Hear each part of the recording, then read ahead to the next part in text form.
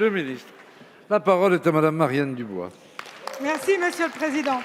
Cette question s'adresse à Monsieur le Premier ministre. Monsieur le Premier ministre, chaque année, en cette période de post-rentrée scolaire, nos circonscriptions sont assaillies par les demandes de parents d'enfants en situation de handicap. Beaucoup déplorent les conditions d'accueil de leurs enfants dans les établissements scolaires ordinaires ou adaptés. J'en veux pour preuve le Loiret, où tel élève suivi le jour dans un hôpital à 30 km de chez lui, notifié IME, se trouve scolarisé faute de place en Ulysse Collège à 20 km de son domicile. Pour un enfant non autonome nécessitant un accompagnement en petits groupes, c'est la recette d'un échec assuré. Tel autre élève encore se trouve à jongler entre l'Ulysse Collège les matinées et un institut thérapeutique éducatif et pédagogique 3 fois par semaine. Quelle cohérence à un tel accompagnement. Tel autre élève, enfin, suivi par l'ASE, encore et toujours en attente de place dans un IME, a demandé scolarisation en Ulysse Collège, c'est-à-dire dans un collège où ses accès de violence le confineront à l'exclusion. Il aura 16 ans fin octobre. Autant de situations, Monsieur le ministre, sur lesquelles vous êtes interpellé chaque année sans résultat. De ces quelques exemples, il ressort que les dispositifs Ulysse est un palliatif inadéquat au manque de place en IME. Ces cas sont loin d'être isolés et la meilleure preuve en est la longueur des listes d'attente pour intégrer un IME. Par ailleurs, la diversité des dispositifs de suivi est-elle bien raisonnable? N'y perd-on pas en cohérence? N'est-on pas dans la limite de l'inclusion à tout prix?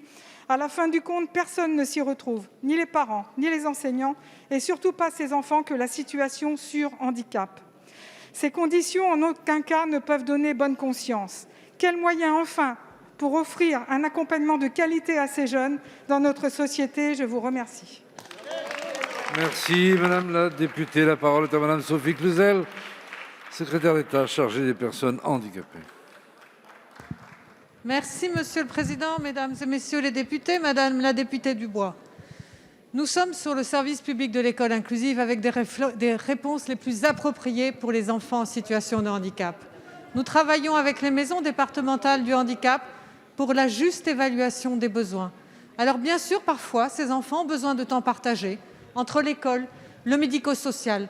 Et c'est bien pour ça que nous investissons massivement dans les CESAD, dans les équipes mobiles d'appui à la scolarisation, avec 28 millions de plus en 2021, des équipes qui ont fait leurs preuves justement pour ces enfants qui parfois ont des troubles de comportement, pour pouvoir agir au plus près des besoins des enfants dans les écoles, dans les collèges et dans les lycées. Et parallèlement, nous travaillons avec les associations gestionnaires pour avoir la meilleure réponse sur la coopération entre un établissement médico-éducatif et les écoles et les collèges et les lycées.